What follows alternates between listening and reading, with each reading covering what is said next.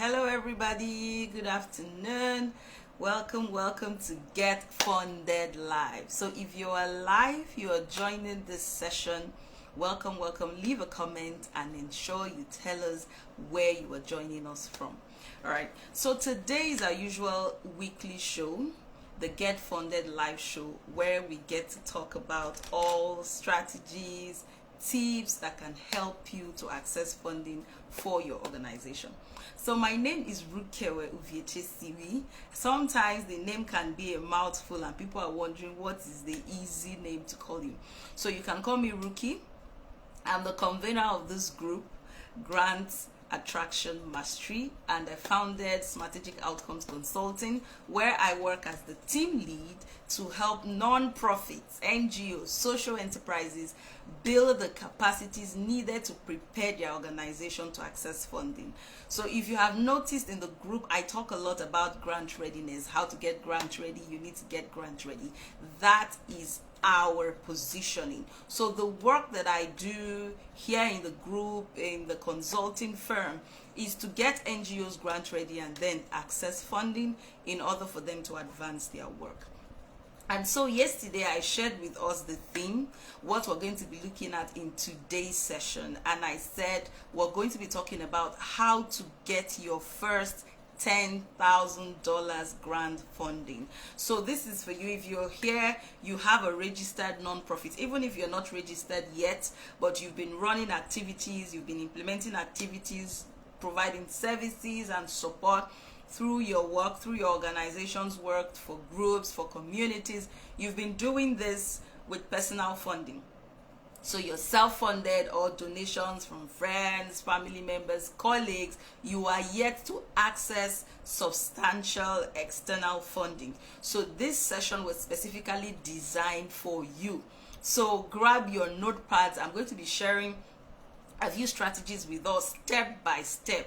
Things that you should do to get you to your first $10,000 funding. So grab your notepad, tag your friends as I share anything that jumps at you. Put a comment below so that other people can see those nuggets even when they come in late. So I see a couple of you have joined already. So leave a comment, tell us where you're joining from. So what does it take to get your first $10,000? So the first disclaimer is this: getting funding, grants, is not a walk in the park. It's not an easy journey. It takes work. I'm not a preacher of magic bullets, magic wands, magic strategies, and magic framework. No. I am not a teacher of magic frameworks because there is nothing like magic framework. I'm a preacher of process and structure. Process, principles, and structure. So everything I'm going to be sharing in this session with you today, how to get your first $10,000, are practicable, actionable steps that you should follow. And it's going to take work from you because these are not magic pills. It's going to take effort and commitment from you because any result that is going to be sustainable, any change, outcome, impact you want to see in your organization, in terms of the results you desire, in terms of the financing that you want to support your organization, will take work. And then my job is to show you the exact profitable areas where you need to channel those efforts to get the results. How do you get to your first $10,000? So one thing I want us to be clear about with regards to grant funding is that it is not free money. Grants are not free cash for you to do anything you like in your organization. So you get a grant and then you decide you want to use it to pay rent or you want to use to pay salaries. No. In as much as you're not going to pay back that money to the funder, there are specific requirements. There are specific things that money is tied to. And so you should build a culture of accountability to ensure that whatever you have agreed with the funder, that is what you will do with that money. Grant money is not free money. It is actually an investment in your organization. And so, since grants are investments, what it tells you, what it should tell you, is that you have to organize your thinking, organize your thoughts, organize your operations in a way that can attract investors. I have always said it in all of my sessions here in the group that as an NGO leader, you are a business owner. You need to begin to think like a business owner, because what you run is actually an enterprise, just that it is non-profit, meaning you do not share profit or distribute profit to trustees at the end of the year. But whatever income, whatever revenue that you're able to generate in the organization is used to provide services to your beneficiaries, to your stakeholders. So I want us to reorient our minds and begin to see ourselves as business owners. And so as a business owner, you want to get your first $10,000 investment into what you are doing. For a funder to give you money, even if it's $500, you need to be able to show that you are a credible organization. And today in this session, I'm just going to be sharing with us 6 steps, 6 things that we should do, actionable steps that you can take from today and begin to work towards your first money milestone, which is going to be $10,000. For those of us that may feel, $10,000 is a lot of money. $10,000 is about 5 million naira. So if you think, oh, your faith is not up to that level yet, 5 million naira, you want to do $5,000, that's fine. But how to get to your first money milestone, which is $10,000. Now, the first thing, I said I'm going to be sharing with us 6 things that we should do in this short session. The first thing is for you to locate yourself. Find yourself within the framework of the SDGs. Now, the attention of the entire global stakeholders, relevant stakeholders that are putting money, whether grant makers, funders, putting money to drive development, we're all working towards the SDGs. So you must know where you are, where you fit in within the framework of the SDGs. The SDGs as a sustainable development goals. And so any money that is being earmarked in the social impact sector, that we are putting this money out as a grant, we are putting out this funding opportunity, is tied towards driving one or more of the SDGs. And it will interest you to know that even these SDGs, the framework of the SDG 17 goals, are further broken down into targets. They are further broken down into targets and indicators. And whenever funders are putting out money, it is tied to one of those targets, one or more of those targets. So how do you find yourself with the framework of the SDGs? Some of you have set up your organization with a specific mission. Unfortunately, there are some of you as NGO leaders that have not been able to clearly define a mission that is inspiring and results driven.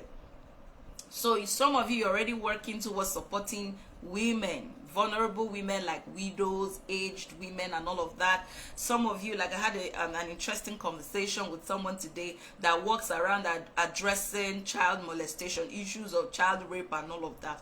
Whatever it is that you do, you need to sit down and closely look at that framework, the Sustainable Development Goals, and there's a document online that you can download that breaks down these SDGs into the specific target areas, the specific targets that the global stakeholders want to achieve, and also the indicators, how they intend to track progress on those targets. And then if you easily want to ensure that your proposal thrives, you write a proposal and it's able to see the light of day, it must align with this framework of the SDGs. So do a search. If you already know the SDGs that you're contributing to, beautiful. But you need to go further and research and understand under the zero poverty, under the goal that talks about zero poverty, what exactly are global stakeholders trying to achieve? Because poverty is a very broad concept. It's a very broad area. Eradicating poverty is very broad. Zero hunger is very broad. There are various channels, various strategies, various initiatives that goes into trying to attain zero hunger globally. So because you are a small organization, you are a growing organization, and you want to ensure that your efforts, your attention, your resources, you channel it into areas of strength, into areas where you can get tangible results, measurable impact for your organization, you need to sit down and look closely at that document to pick the exact targets that you want to be contributing towards, the exact goals that all of the work you do in your organization will contribute to. So even my work as an expert, as a consultant in trying to promote, facilitate access to funding opportunities so that non-profits and social innovators can become financially sustainable, is part of the SDGs in promoting partnerships, the last goal. So you must tie your work into that framework so that you can make progress and get results from your proposal writing. That is the first thing you want to do. I want us to recognize that the process of trying to access funding, the process of trying to access grants for your organization is a marketing and sales process. Bringing us back to the thinking I've always promoted in this group, that you are a business owner. So marketing and sales is a core process of the work you do. In writing a proposal to a funder, you're trying to market your program to that funder so that you can get their buy-in and they can fund you. So I've already addressed the first step. The first thing out of the 6 things I've documented that you should do, the first thing is for you to find yourself within the framework of the SDGs. And then the second thing, put your house in order, meaning assess your current projects. All of you are already doing something. Whether you're funding it out of pocket, from friends, family, donation, you are already doing something to drive change. You are already doing something to drive transformation or impact in your community. You go to schools to do talks at the assembly to try to promote value reorientation. Whatever it is, you're already doing something. And so the next step is for you to look at this, your catalog of activities. Now, unfortunately, there are organizations here that you have spread yourself too thin. You have spread yourself so thin that you cannot make tangible impact in any specific area of your work. What do I mean? You're doing climate change. You're doing water sanitation and hygiene. You're doing community health. You're doing food security. You're doing peace. You're doing gender. You're doing governance, elections. Just one small organization. You have spread yourself into 7 program areas. Because you are a growing organization, your capacity, your technical experience, your technical capacity is limited. The funding, the money available to you to run programs, even to build your own capacity, is even more limited. So when you do that, you spread yourself so thin, and we cannot recognize any area where you are a specialist at. So you need to be focused. Even the United Nations, the global agency for development and everything, they are focused. In as much as they are driving the entire 17 goals, they have structured their programming in a way that specific agencies advance specific goals, specific areas. The UN has over 45 agencies, specialized agencies, not to talk of you, a small organization. So you cannot be everywhere. So you need to look at your portfolio. What are you doing? And then focus. Which of these activities, which of these initiatives and programs are your star projects? Which of these are your star projects? Meaning the ones that are really creating change and showing impact for the communities and the groups that you support. There are some activities you find out that you have engaged in, and it's like, what is really the result of this thing we're doing? You go to communities and you buy Ankara, you buy wrappers, and you share to women. So what is the result? What is the impact? Apart from that one 5 years cloth that you've given to, you see that nothing. So look at your portfolio of activities, look at the activities you're running, everything, and honestly, objectively assess which of these programs are viable programs. You will know a viable program by the feedback you get from community members. If community members are unable to describe with tangible areas of impact in their lives, how you coming to work in their community has improved their status, you need to rethink that program. If community members cannot say anything beyond, oh, we thank you now, the training is sweet, well, there's something wrong. So you go to a community, you gather women, you teach them soap making, frying of small chops and all of that, and that is it. The only thing they can say about the program is, now I know how to fry small chops. How does frying small chops reduce their level of their poverty? If you are not unable to ascertain that, you need to realign that program.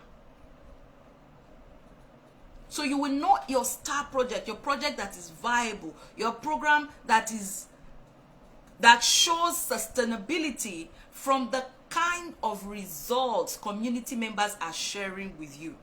If you're doing a peace building project, when a community stakeholder tells you that as a result of your work with them, as a result of the training, the dialogues, they were able to address a protracted community conflict that has been there for over 20 years.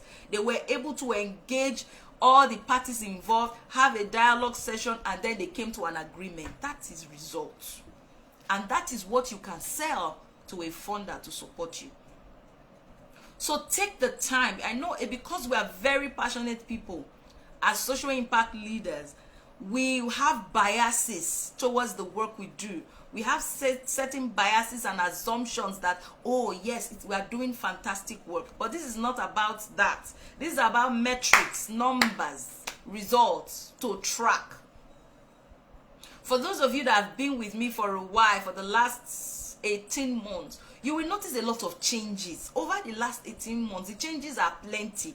Because when I do anything, I track what is the impact of this specific program that I have designed on participants that paid for this program. Okay, they attended this 4 weeks program. How did it go? Are they able to take action after the program? When they took action, what happened? Are they able to submit proposal? Are they able to get funding? Are they able to structure the organization? There are things I'm looking out for to ascertain the viability of the work that I'm doing. But a lot of non-profits do not do this. Not because it is intentional, but it is a skills gap. So when you want to do this step 2, assessing your activities and then picking the ones that are viable, be true to yourself. Be objective so that you don't shoot yourself on the foot. So from the portfolio of activities, choose the ones that are viable. Which ones are most viable? You cannot be everywhere. It is better that you position yourself as an organization doing water, sanitation, and hygiene, and that's all, so that you can leverage on a lot of opportunities available to programs in water, sanitation, and hygiene. If you want to focus on women empowerment is broad. If you want to focus on women empowerment, pick your space, pick your lane within women empowerment and say that, okay, we're going to improve financial literacy of small businesses run by vulnerable women. Choose your spot. Sometimes you think it's counterproductive to say, how will I pick only one opportunity when there are plenty of opportunities out there? You will grow. As you grow in size, in scope, in the opportunities that you're able to access, you can get in more hands, specialized staff that can help your organization position properly. But as a small organization, because when I put out this post, I say your first $10,000, that means people here, you have not gotten $10,000 grants before. So you want to start from a focused and from a place of strength. Look at your programs. Which ones are the programs that are performing very well? This conversation has gone beyond going to train people on soap making, and there's nothing. They only know how to do soap. They don't know how to build a small business around that soap making that you have taught them. They can't even make 1,000 naira or 5,000 naira from that solved their problem. So ask yourself critical questions objectively. What is the result of these activities that we're doing? You pay school fees for children for one term. That's it. Next term, what happens to their access to quality education? So when you ask yourself these hard nut questions, you'll be able to realign your projects, your activities in a way that it is really solution driven. It is impact driven. So when you have done this, you'll find out that you have picked maybe 2 areas that are really very viable, or one, if you've already streamlined your work, you know that there's this particular initiative is viable. We have a lot of testimonials. Mind you, not all testimonials are equal. Testimonial of "we thank God you came to our community," it is not a result. What changed? What changed in terms of their living standard, in terms of their living condition, in terms of the specific challenges in the community that you tried to address? If it was a community that every time they have issue of rape consistently, rape of underage children, then you went there, you did a lot of awareness raising, advocacy, training, and then the prevalence or the reported incidences of child rape drastically dropped. That's a star project. So be true to yourself and pick your projects that are working. Then you can decide to retailor the others, or you kill them off completely so that you can focus on these ones that are working. So that's step 2. So step 3, document for this specific result, these specific programs that you're running, that you have done your assessment, and then these are your star programs. You can track a lot of results, a lot of change for community members. Document the impact, write the report of that project. So let's say, for instance, you're an organization that you've been running your organization for 2 to 3 years. So let's say 3 years. You've been running that specific program for 3 years. It's been doing well. You have results and all of that.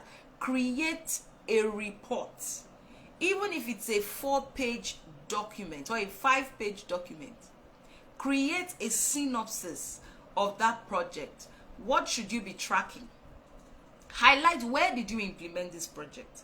If you are an organization that you're working in more than one community, the communities where you did that project, what is the reach? Okay, you supported 100 women, you supported 200 women, or 500 children. So in the first year, you supported 100, the second year, like that. All of those details. And then, more importantly, those stories of impact, those stories of change. 100 women, you're able to improve financial literacy and enterprise development capacity of 100 vulnerable women who have now started small scale businesses and are able to meet their basic needs. You've been able to pull those women out of abject poverty. So just try to document, reflect on the change, the impact, the result, and then document them. Write those stories. Why am I telling you to write these stories? This is because when you'll be writing your application, when you write your grant application, greater percentage of the funders want to know your track record. They want to know your history. They want to know the work that you have been doing before. You are sending a proposal that you want to reduce the level of poverty of vulnerable women in blah blah blah community. So you want to build their capacity, facilitate access to market, access to credit, and all of that. Beautiful, fantastic project idea. The question that the donor wants to ask is, has this organization done this thing before? What results did they achieve? What were the outcomes of that project? So last week I worked with one of my clients on this voice concept note, and the first question they asked is, the past voice project, what outcomes were achieved? They wanted us to say elaborately about the impact, the results that we achieved from the projects that they funded before, and then how are we going to build on it in this new stage. So what funders are supporting is not your activities, it is the impact of those your activities, the result, the change that you are able to drive from your programs. That is what funders are interested in. They are not interested in the 6 months training you want to do for women or the 25 mentorship sessions you want to do for women. How will these activities transform the financial vulnerability of these women so that they are self-reliant and empowered economically? So try to tap all those things, reflect on your work, and put those information together, specifically the impact of these activities that you took time and money to implement. Funders support results, not activities.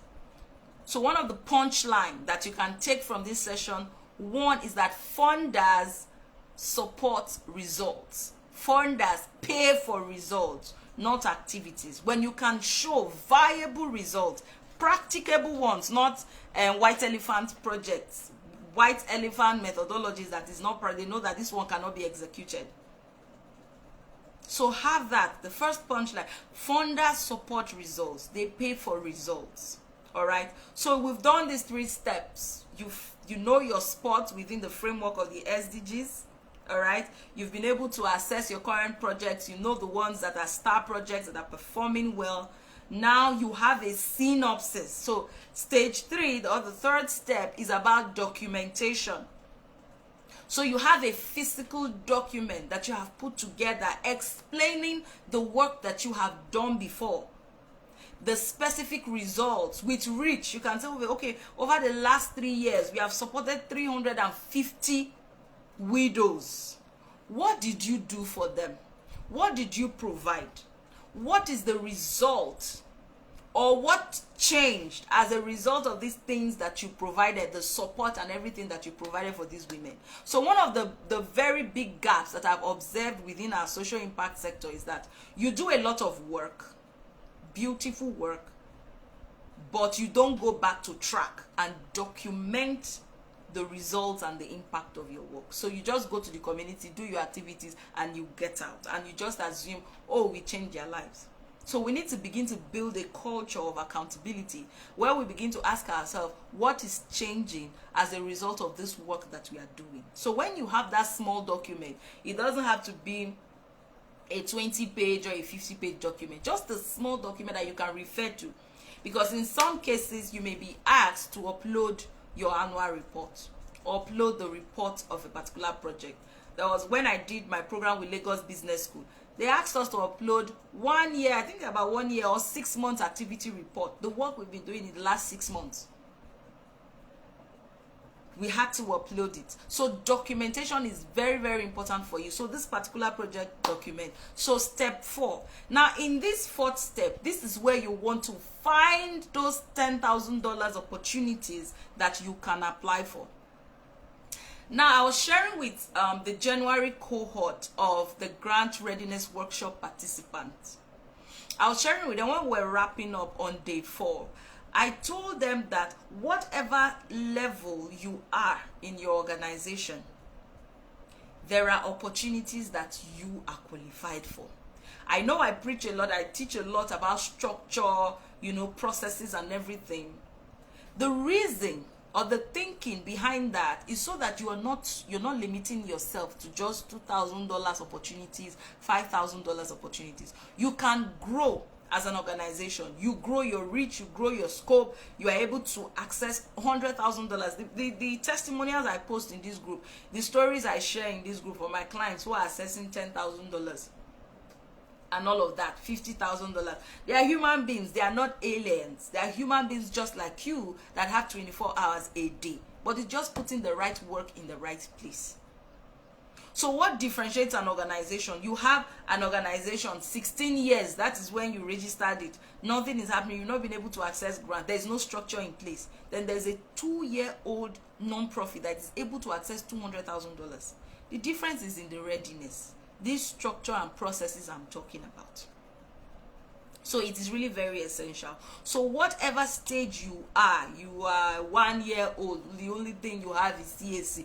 There are opportunities for that category of organization. So it is for you to find them. So in the 4th step, I documented 6 things that you should do. Step 4 is where you search for these opportunities. Now, one of the mistakes that I know you do, because most times I have these messages of I cannot find any funding opportunity. I've searched online, no opportunity. And when I ask what keywords, how did you do the search? What words did you use in your search online?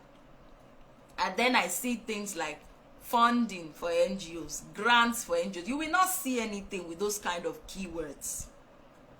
So you don't go online to start typing grants in Nigeria for NGOs. The things, you won't see anything. So there are specific key words that you have to use in your search. So last week, one of my clients, when she was saying that I can't find any opportunity, she's in my executive coaching program, I can't find any opportunity. I said, okay, what keywords did you use? And I gave her specific keywords that she should type in. In fact, the grant opportunities that she brought out, in the next 3 months, she cannot finish applying for them. So how you go about searching for your grant opportunities is really very critical to the outcomes that you will see from that search. So I will take us back to a few steps. Remember, I said, look at your project, pick the ones that are viable. Within that project you're doing, I talked about the results, what is the outcome, what is changing. There are specific keywords that show the direction of the work that you're doing. So for instance, you're working with children and you want to promote access to quality education for children in rural communities. There are specific keywords in that statement. Access to education, access to quality education, rural communities. So you can pick simple words like that, the keywords that really, words that give direction. So you pick those words and use them to search for the opportunity. So you're saying funds for access to education for vulnerable children in Africa. You don't go and type grants for NGOs in Nigeria. You won't see anything. So use keywords in your search. If you're working around women, grants for women empowerment in Africa. Even that women empowerment is broad. So you can say grants for political women participation in Africa. Grants for food, school feeding programs in Nigeria or in Africa. So look closely at what you're doing. Now, whatever it is you're doing, there is an outcome statement. There is an outcome statement for whatever program you're doing. All the activities, you're doing 10 activities in a year. All of these things can be coordinated into one project that has one clear objective. So it is that objective that you're going to use for your grant search, which is what I share with participants at the Grant Readiness Workshop. During day two at the Grant Readiness Workshop is for program innovation. This is where step by step I teach them how to realign their programs, from picking the problem to analyzing the problem to defining what the results will be, defining what the strategies will be, and how you can feed that into a grant proposal. From those analysis, you'll be able to get keywords that you use for your funding search. So look at what you are doing. What is the objective of what you're doing? Policy advocacy for implementation of child rights law, for instance. Okay, funding for policy advocacy or funding for advocacy to end child molestation in Africa or to end early child marriage in Africa. So use keywords. The summary of number 4 is that you should use keywords in your search. Don't go online to go and say grants for NGOs in Nigeria, because you won't find anything. That's where you get frustrated. And so when you use those keywords, you're going to see a lot of opportunities online. So step 5, now that you have used the keywords online, you're going to see a lot of opportunities. Just pick the links, paste them somewhere. Maybe you can paste them in a Word document, and then you want to look at step 5 now. These opportunities that you identified in step 4, look out for the ones that you are eligible for. So what do I mean by eligibility? Now, in any call for proposal, any notification of funding put out by a grant maker, put out by a funder, they have their specific requirements, what they are looking out for, the kind of organizations they want to work with. Some of these funders will go as detailed to say you must have a minimum annual revenue of so amount of dollars. Yes. So you see, when I talk about documentation, I know what I'm talking about. Because once you don't have documentation in place, there's no way you can apply for that kind of grant. A minimum annual revenue of $50,000 yearly. Because this particular grant envelope, the floor is maybe $75,000. So this is open to organizations that have an annual revenue of at least $50,000. If you were not tracking your numbers before, if you did not have a culture of accountability, you were not documenting before, there's no way you can apply for that grant. Even if you have a strong program idea that you can sell, eligibility has disqualified you.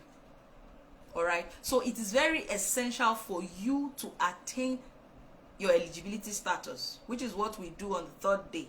Day 3 is for building eligibility systems in your organization so you can qualify for large funding. You build towards it, and you can break from the ceiling of $5,000 grant, $10,000, and move up.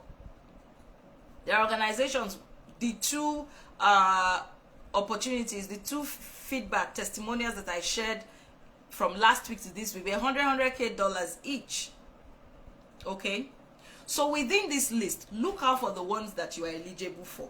If they're saying you're just a startup, the only thing you have is your registration, for instance. Let me end that call. The only thing you have is your registration document. You don't have policies, no operational policies, no standard operating procedure, no financial management system, no matter how simple, in place. You don't even know how much you spent in November last year for your activities. So it's just CAC. There are small opportunities for that. Though they're kind of rare, but there are opportunities. When you check, you will see the opportunities out there using these keywords that I've just mentioned. So all of those links, like today I shared about 8 or 6 call for proposals. Is what in one of the posts. You can just check in the group and you find out, you see if they are relevant to your mission, and then if you're qualified, you can then apply for them. Look at them closely. Don't let the amount of money attract you into spending days and weeks creating a proposal that you are not eligible for. So if you look at it and it's saying something like minimum annual revenue of $50,000, just gloss over that one and go to the next opportunity that you can find. So check for them. If they're saying this opportunity is available for small organizations, you just have your registration, you can even pair with another organization that has the eligibility. Do that. So spend time. Don't just rush. Oh, you've seen it, $20,000, or they're saying $75,000. You rush and you start filling the application form. So you take time, you study word for word all of the information that they have put out in that call for proposal. What are you looking out for in that document? You want to look at the requirements if you fall into the category of the organizations they want to fund. If you're able to confirm that yes, you are eligible, the next thing you want to do, you want to look at the objectives that proposal is focused on. If that proposal is talking about reducing citizens' apathy to participation in election, that is what the objective of the proposal is. And then you are proposing a project that has to do with ending electoral violence is even close. You are now bringing one that has to do with something entirely different, maternal health, for instance. It's not going to work. So look at the objectives and ensure that whatever project you are redesigning, because what you will find out is that what you've been doing before, that small report you created in step 3, whatever you have done, you may need to retailor it to fit into what exactly that call for proposal is trying to achieve. Every call for proposal that is being put out by a funder it is towards achieving a clear objective, and the objectives will always be outlined in their document. It's either is a PDF document that you can download, or it's going to be a web page that you just have to read. So you can copy it in a Word document so you can always go back to it. So clearly identify what objective is this funder trying to drive, and ensure that you tailor your proposal, you tailor your ideas to speak the language of that objective in that notification of funding. All right. So step 5, you have identified the opportunity, and the 6th step, you go ahead and turn in your application. So you read the notification, know everything that they are asking. If they want a reference letter from the community you want to implement the project, go get that reference letter.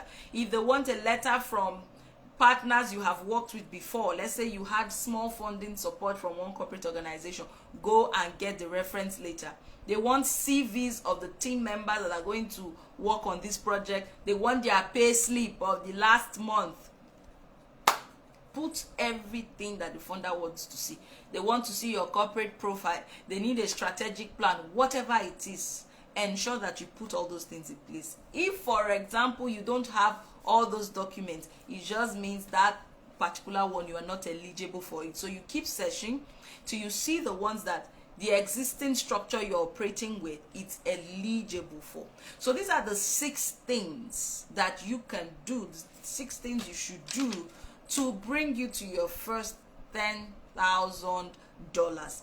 And when I started the conversation, I put up a disclaimer. I said, getting to this money milestone is not a walk in the park. It's not like, oh, you just write 1-page document, submit to the funder, and then they credit your account with $10,000. It doesn't happen anywhere. It takes work, and then you must commit yourself to do the work. You must be willing to put in the work needed. All right. Growth is a process, and it comes with work. It comes with effort. All right. So for your organization to get to your first money milestone, you've never gotten a grant. These 6 things, do them. The first thing I mentioned, for those of you that joined in late, the first point is find yourself within the framework of the SDGs. The whole world is funding the SDGs. Public-private partnerships, all of these alliances that you are forming in the world to solve a problem is within the framework of the SDGs. You must find yourself within that framework. What part of those targets are you driving? So if you look at the targets and the work you're doing is not in alignment, realign your work, or find a way to just create a narrative that links what you do to those specific targets or those specific goals. That is step 1. Step 2, you need to identify your star programs. Identify the most viable activities that you have been running that have been creating real impact for community members. All right. Step 3 is to write your report. Do a document. Just try to organize together, what have you done? What is the reach? Which locations? Where did you do this project? What was the impact? What changed as a result of this work? What changed in the socioeconomic or political experiences of your community members or your stakeholders? You need to have that in place, because you're going to put it in your proposal. When you get to the application form and they're asking past history, what have you done? What are the projects you have implemented similar to this? What were the outcomes of that project? That is where a lot of organizations get stuck when you get to that part of the application. So you must have a report of the work you have done before, explaining the outcomes. You can easily sell it in your proposal. That's step 3. Step 4 is to use keywords in your search. In your search for opportunities, don't just go typing in grant for NGOs. You will not see anything. So use keywords. Funding for promoting access to quality education for rural children in Africa. Use keywords so that the search engine can bring the best results available for you. That's step 4. Step 5 is for you to go through all of these outcomes that your search engine, if you're using Google or whatever it is, all of these results that you've seen on your search engine, the ones that you have selected, look at them and identify the ones you're eligible for. If you see a funding opportunity that you are not eligible for, you are asking for operational policy, you do not have operational policies, you do not have an operational system in place, leave that one. There are existing opportunities that you are already qualified for the way you are. So it is your responsibility to find those opportunities and leverage on them. And the sixth thing I shared is go ahead and put together your application. So the recommendation I'll give you in terms of writing your application is to come from a results-driven narrative. Because you're writing a proposal, it's a narrative. You are trying to sell a concept, you're trying to sell a vision, a particular picture of what the community or what your groups that you want to support will look like as a result of the funding you're going to receive. And so you must write a narrative or paint a picture that reflects change, not just the actions. So don't just be writing action-based proposals that we're going to train 1,000 people, we're going to give them sewing machine, we're going to do this. What is going to change? It is the change in their experiences, in their conditions, that your proposal should be tailored in line with. So these are the 6 things that will bring you to your money milestone of $10,000, your first $10,000. Follow these 6 steps and then you're going to get to that point. Write as many proposals as you can. Don't be write one proposal a year. Just imagine you're running a business and you spoke to only one person to buy from you for a year. You run a catering business and from January to December, you told only one person that, they do catering. No. What is going to happen to that business? That is the same thing you do when you're not writing proposals or you're writing just one proposal. The money is in the proposal. So this is the second punchline from today's session. The money is in the proposal. What that money you're looking for is inside proposal. And so you must give yourself permission to learn it and write good proposals. The money is in the proposal. The first punchline I mentioned was that funders support results, not activities. That you have done 20,000 training sessions is not important. What changed as a result of those trainings?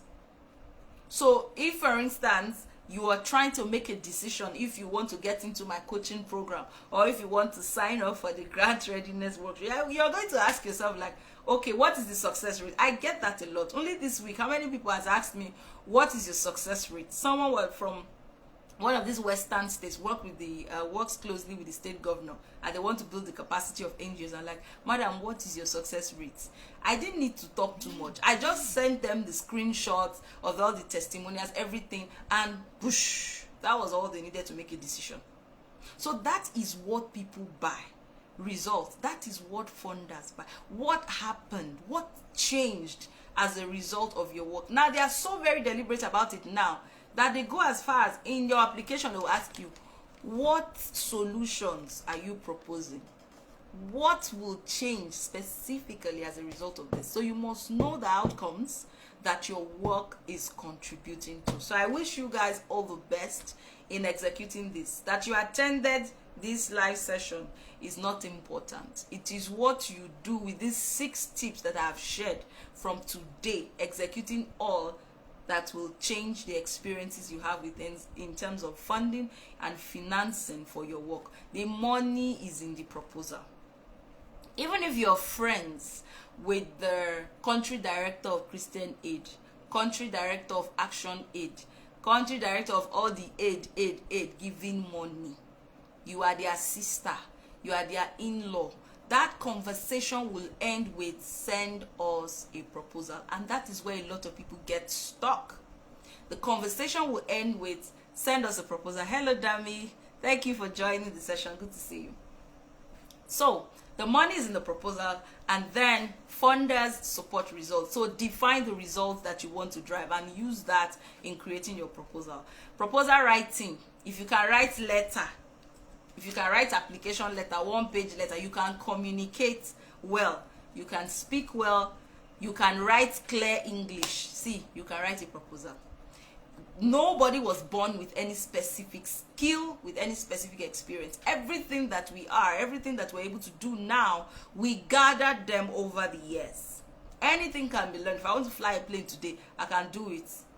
It's just for me to find the right information and the right places to learn how to fly a plane, and I will fly the plane. Nobody was born with the capacity to fly an aircraft. So you must bridge the knowledge gap.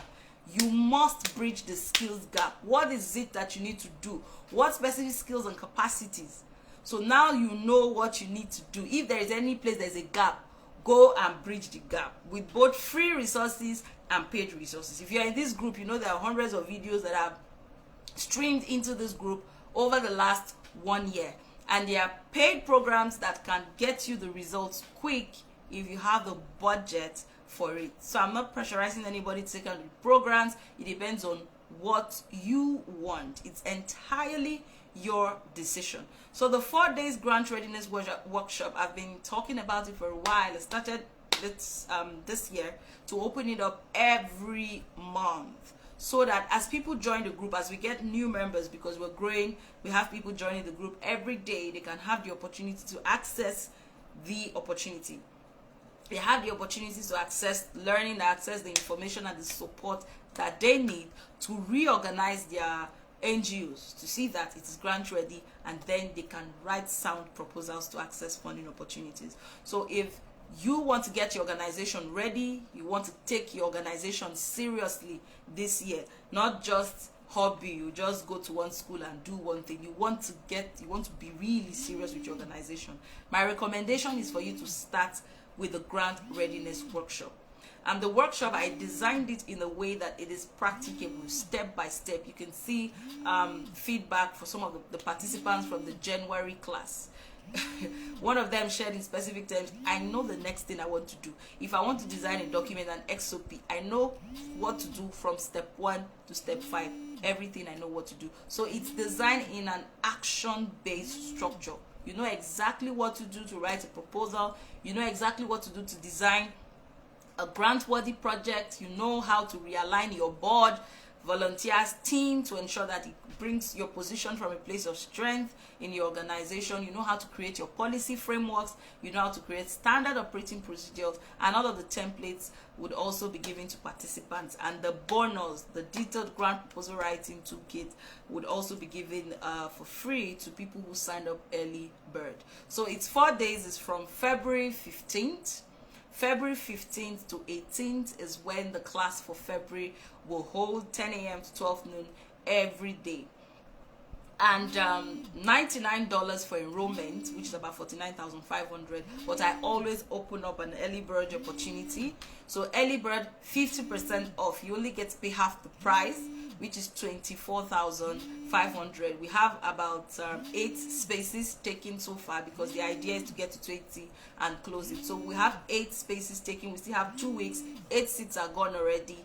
And so if you want to get in, you have to do that as quickly as you can. You can send me a message. I'm going to leave details in the comments. Meanwhile, from this session, if you have questions, put them in the comments. Leave a comment. I always go through.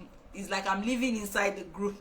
I always go through the messages to see that every question is addressed. Any request for information is supplied. So if you want to get in, I'm going to leave the details for that in the group. The grant readiness workshop will hold from February 15 to 18 in this month of February. So thank you for joining me. For everyone that has joined here, thank you, Dio. Good Dio. Oladile Lori, thank you, Damilare, thank you, Azukar, thank you, Agnes, every other person here that has joined the live session.